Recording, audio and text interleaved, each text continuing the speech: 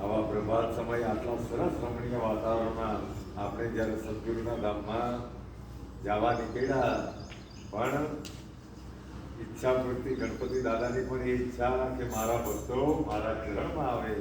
અને એવું કહેવાય કે આ એટલું પવિત્ર સ્થાન છે કે અહીંયા જેને જેમને અનુભવ ગયા વર્ષના થયેલા હશે કે આનું નામ જ ઈચ્છા. આનો તો બહુ મોટો ઇતિહાસ છે, પણ એ ઇતિહાસ સમજાવતા જરાક વાર લાગે. આનું પ્રાગટ્ય હશે, એનું મહત્વ છે. પણ અહીંયા તો જે તે સમયે ચોથનાની વાતો બહુ માણસો આવે, અહીંયા મનોકામના માટે નાળિયેરો બાંધે એવી આ પવિત્ર જગ્યા છે. પણ જે દિવસ ન હોય તે દિવસે ત્યાં ભીડો રહી. હવે પછી ભીડ ચાલુ થશે, 7:30 આરતી થાય. પણ આપણા બધાનું સદભાગ્ય કે આપણે એમ તો નાસિક થઈને જવાના હતા.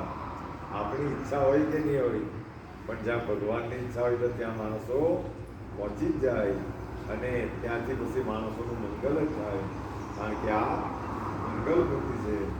આ એટલી શાંત અને સાત્વિક જગ્યા છે કે માણસોને સ્વતઃ જ અંદરથી આનંદ આવે.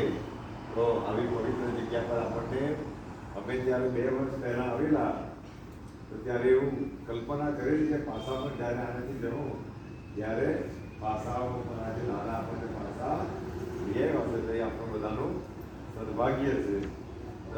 અહીંથી એ ગામ 600 કિલોમીટર છે. 8 કલાક હજુ આપણને લાગે. એટલે રોન લાંબો છે. એટલે બધા કહે કે ભાઈ અમારે આ કરવું જ છે. પણ જો જ્યારે જ્યાં સ્થિતિનું નિર્માણ થાય તો તેવી સગવડોમાં સગવડતા માની લેવાની. શું કામ? કારણ કે એક તો આપણા પર સમય ઓછો અને રોન લાંબો, અને બધું જો બી લોકોને કરવા જાય તો એના બજેટો બહુ વધે અને બધાના સામાન્ય માણસોને પણ પરવડે નહીં. કારણ કે આ જે અહીંથી પણ 8 કલાક આ તો સરસ રસ્તો પણ એટલું લાંબુ શ્રીગામ છે. પણ શ્રીગામ પણ એક જોવા જેવું ગામ છે.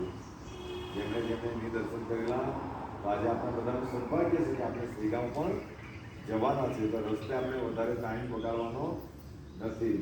અને કોઈને કદાચ ભૂખ નહીં ખમાય કે કોઈને કોઈ વસ્તુ નહીં ખમાય, પણ ચાલુમાં બી કદાચ, કારણ કે બનાવવા જાય તો આપણા 2 કલાક નીકળી જાય. એટલા આપણે ત્યાં મોડા પણ છીએ. ખાવાનું તો આપણે ચાલુમાં ગમે તે પણ ખાઈ લે, પણ આવી પવિત્ર જગ્યાઓ તમને જોવાની મળે, દર્શન કરવાના મળે, આશીર્વાદ એ મહત્વનું.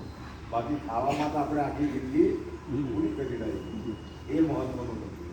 તો બધા આપણે ચાલી ચેષ્ટા કરી છે. પછી રસ્તે કોઈ જગ્યાએ આપણે ઓટોરીઓ નથી તો રાત ચાલુમાં જે કંઈ કિલો કરવાનું. કારણ કે બનાવવાને ત્યાં તો વાર બોલાવીએ, પણ 8 કલાક જતાં હજુ આપણને કરે. એટલા માટે રસ્તે મોટું ભોજન આપણું કઈ જગ્યાએ લેવું પડે તો તે સમયના લોકો એટલે નાસ્તો બનાવવાનો વાજબી નહીં હોય છે. ચાલુમાં જ આપણે બધા કરી લઈએ. તો દાદાને પ્રાર્થના કરીએ કે બધા જ ભક્તોની ઈચ્છા તમે પૂરી કરજો. અને જ્યારે આ એરિયામાં આવીએ ત્યારે